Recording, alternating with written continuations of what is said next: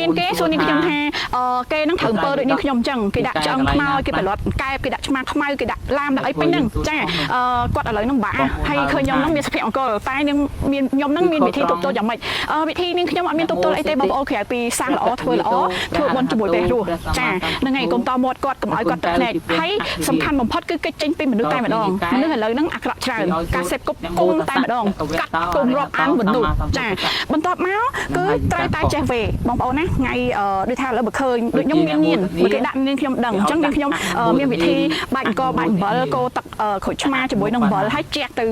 ខ្នល់បាយជា4បន្ទាប់មកនាងខ្ញុំថានាងខ្ញុំសុថាវិននាងខ្ញុំអត់មានធ្វើអំពើលើគេទេចាបើសិនជាមានបុគ្គលអកតេណាដែលធ្វើអំពើអាក្រក់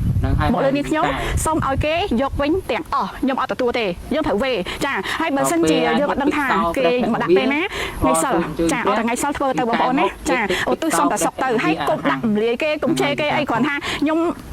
សូមវេទៅវិញតែប៉ុណ្្នឹងនិយាយចង់វេ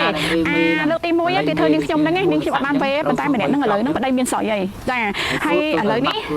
អវៈស្ថោមុខហ្នឹងនាងខ្ញុំក៏អត់បានវេដែរតែឥឡូវនេះនាងខ្ញុំចាប់ដើមវេរហូតនាងខ្ញុំវេទៅឲ្យគាត់ចាវេទៅបងប្អូនគុំទទួលចាយើងទទួលតែអ្វីល្អទៅសំខាន់គឺយើងសាងល្អធ្វើល្អ